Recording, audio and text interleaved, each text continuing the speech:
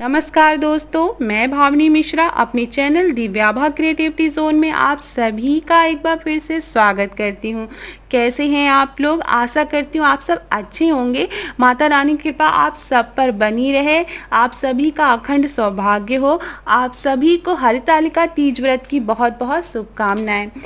मैंने एक वीडियो बनाया है, उस पर बहुत सारे सवाल आ रहे हैं, बहुत सारे क्वेश्चंस आ रहे हैं। उन क्वेश्चंस का आंसर देने के लिए मैंने ये वीडियो बनाया है। तो बहुत सारे क्वेश्चन हैं, जैसे कि लॉकडाउन चल रहा है, पूजा कैसे करें, सामान नहीं मिलेगा तो पूजा कैसे करें, पहला व्रत है, रखें कि ना रखें, मलमास चल रहा है, क्या खाएं कि भूख ना लगे, कुंवारी लड़कियां ये व्रत रह सकती हैं कि नहीं, पीरियड्स आ जाएं तो कैसे पूजा करें, पारण कैसे करें। तो ये सारी बातें मैं इस वीडियो में आपसे शेयर करने जा रही हूँ। तो चलिए वीडियो स्टार्ट करते हैं। ओम नमः शिवाय। हरितालिका तीज व्रत बहुत ही महत्वपूर्ण व्रत माना गया है सौभाग्यशाली स्त्रियों के लिए। पंचांग के अनुसार भाद्रपद के शुक्ल पक्ष की तृतीया तिथि को हरितालिका तीज व्रत मनाया जाता है। इस दिन हस्त नक्षत्र में भगवान शिव और माता पार्वती की पूजा करने से विशेष पुण्य की प्राप्ति होती है। हरितालिका तीज व्रत पर कन्याएं और सौभाग्यशाली स्त्रियां व्रत रखती हैं और यह व्रत निर्जला होता है, पानी नहीं पिया जाता है। हरितालिका तीज व्रत निराहार और निर्जला रखा जाता है। ऐसा माना जाता है कि सबसे पहले माता पार्वती ने भगवान शंकर को पति के रूप में पाने के लिए यह व्रत किया था। यह व्रत स्त्रियों के सौभाग्य में वृद्धि करता है। इस व्रत में कठिन नियमों का पालन करना पड़ता है। व्रत के दौरान जल ग्रहण नहीं किया जाता है, अगले दिन जल ग्रहण किया जाता है। तीज पर रात्रि में भगवान के भजन कीर्तन करनी चाहिए, रात्रि जागरण करना चाहिए। अब मैं बहुत ही शॉर्ट में पूजा विधि बताऊंगी, उसके बाद मैं क्वेश्चंस के आंसर करूंगी। हरितालिका तीज व्रत पर भगवान शिव, माता पार्वती और भगवान गणेश की पूजा की जाती है।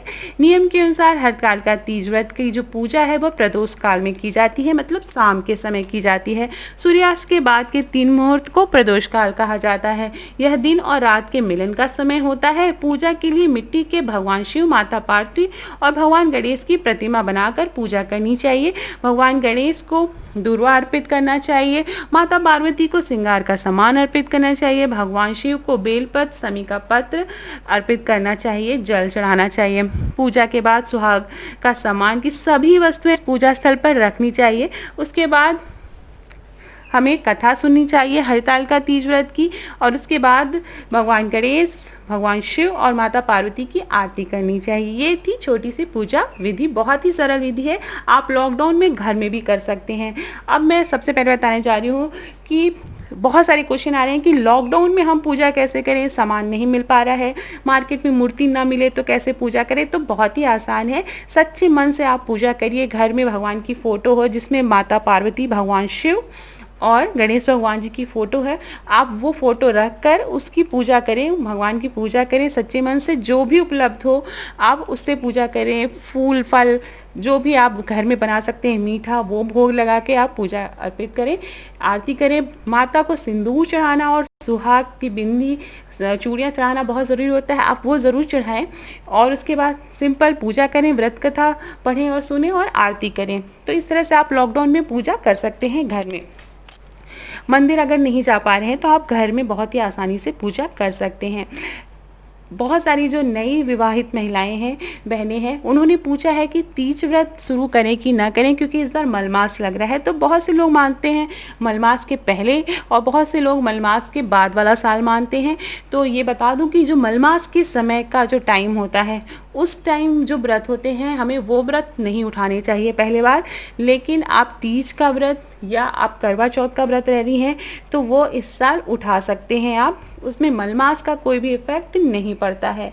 उसके बाद मैं बताने जा रही हूँ, बहुत से लोगों ने पूछा है कि तीज है, पहला तीज है, तो वो कहाँ से उठाना चाहिए। मायके से तीजा आता है, तीजा बोलते हैं। तीजा में मतलब बहुत सारा सामान आता है, लड़की के लिए नई साड़ी आती है, श्रृंगार का सामान आता है, घर वालों के लिए भी सामान आता है। तो तीज का जो सामान है वो मायके से आना चाहिए या ससुराल से आना चाहिए। तो कोई भी आप शादी के बाद कोई भी व्रत आप करते हैं तो जो पहला व्रत होता है वो हमेशा लड़कियां मायके से उठाती हैं, नई नवविवाहित महिलाएं मायके से उठाती हैं। तो मायके से ही उठाना चाहिए। कोशिश ये करनी चाहिए कि आप जो पहला तीज व्रत है वो मायके जाकर वहाँ पर करें।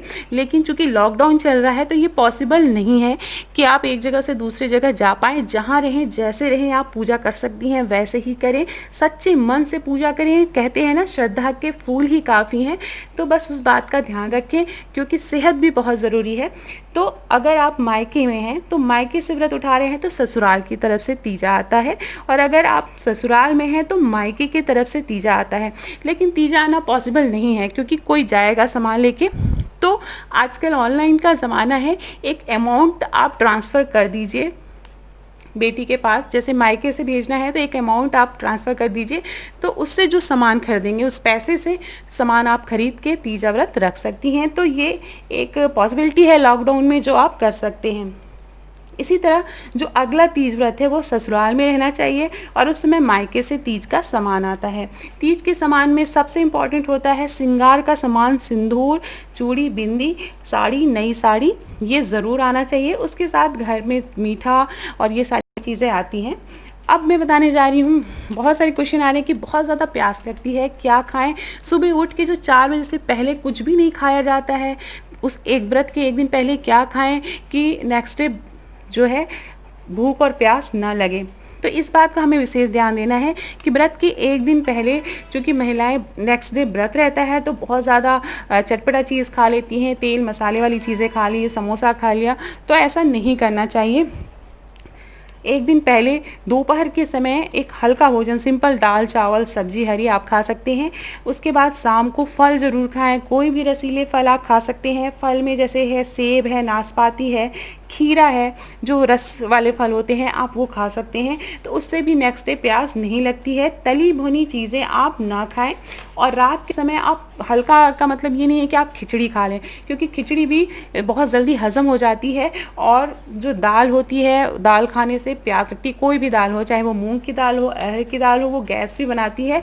तो खाली पेट रहना है तो गैस भी बन सकती है। तो इस बात का ध्यान रखना है, खिचड़ी ना खाएं। सिंपल खाना आप रोटी सब्जी वो आप खा सकते हैं। मीठा कुछ हल्का फुल्का खाएं। सुबह उठ के भी लोग रबड़ी और मलाई खाते हैं, वो भी बहुत नुकसान करता है। सिंपल आप अगर आप सुबह उठ के पानी पीना चाहते हैं तो ज़रा सा आप कुछ भी मीठा खा के पानी पी सकते हैं, या सुबह उठ के आप चाय पी सकते हैं 4 बजे से पहले। लेकिन ये आप काम करना है। अगर आप मेडिसिन्स लेते हैं कोई, और आपको दिन भर मेडिसिन्स नहीं लेनी है, आपकी डेली मेडिसिन है, जैसे थायराइड हो गया या फिर आप बीपी की मेडिसिन ले रहे हैं, तो वो भी 4 बजे के पहले सुबह आप मेडिसिन खा लें, ताकि आपको दिन भर कोई दिक्कत ना हो। तो इस बात का आप ध्यान रख सकते हैं। अब मैं बताने जा रही हूँ कि पहली बार तीज है तो पीरियड्स आ गए तो तीज का व्रत शुरू करें कि ना करें। तो जो पहला तीज का व्रत होता है वो सच्चे मन से पूजा की जाती है, तो पूजा ज़रूर करनी चाहिए। तो आप चूँकि पूजा नहीं कर पाएंगी तो इस बात का ध्यान रखें कि अगर आप पीरियड्स आ गए हैं तो पहला व्रत आप ना उठाएं। अगर आप पहली बार व्रत रह रहे हैं तो ना उठाएं। लेकिन जो लोग व्रत उठा चुके हैं, कई बार कर चुके हैं, तो उन्हें तो व्रत कंटिन्यू करना है, क्योंकि तीज का व्रत ऐसा होता है कि एक बार उठा लिया तो उसको कंटिन्यू करना है। अगर आप बीमार रह रहे हैं, गर्भवती हैं, प्रेग्नेंट हैं, तो आप कुछ खा के, फलाहार खा के व्रत रख सकती हैं, लेकिन व्रत को छोड़ा नहीं जाता है। तो पहली बार व्रत में संकल्प लिया जाता है कि मैं ये व्रत करूँगी, तो उस संकल्प में पूजा ज़रूर करनी चाहिए। तो अगर आप पहली बार व्रत रह रही हैं और पीरियड्स आ गए हैं तो आप नेक्स्ट टाइम, अगले साल से आप तीज व्रत उठाएं। कोई भी मन में संशय न लाएं, सच भगवान सब जानते हैं, तो इस बात का आप ध्यान रखें।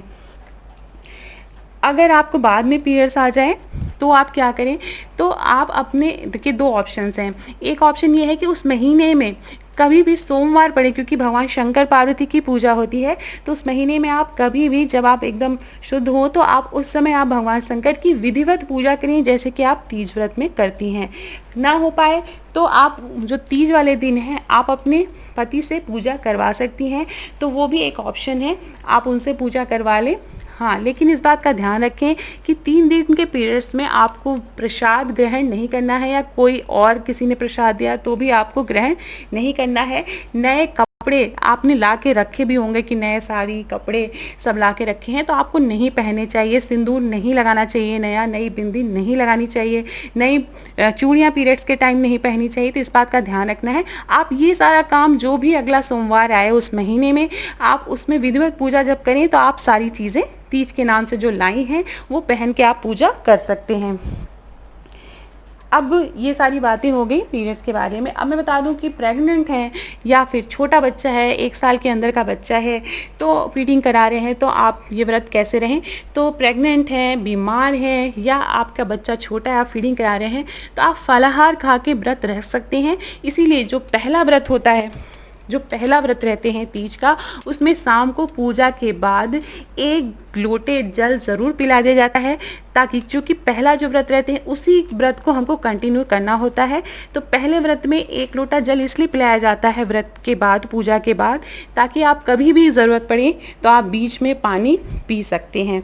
तो इस बात का ध्यान रखें कि जब भी पहली बार आप व्रत रह रहे हैं तो पूरा निराजली व्रत न रहें। शाम को पूजा के बाद आप एक बार पानी पी लें, उसके बाद नेक्स्ट बार से आप निर्जला व्रत रहें, कोई प्रॉब्लम नहीं है। वो जल इसलिए पिलाया जाता है कि कभी ज़रूरत पड़े, आप प्रेग्नेंट हैं, बीमार हैं या कोई और कारण है, तो आप जल पी सकें व्रत के समय या फलाहार कर सकें।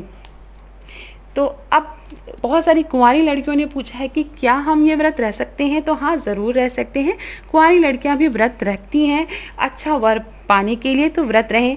तो बहुत से लोगों ने पूछा है कि क्या जैसे विधिवत पूजा होती है वो उस टाइप की पूजा हम क्या कर सकते हैं कुंवारी। तो हाँ, आप ज़रूर कर सकते हैं। सिंदूर ना चढ़ाएं।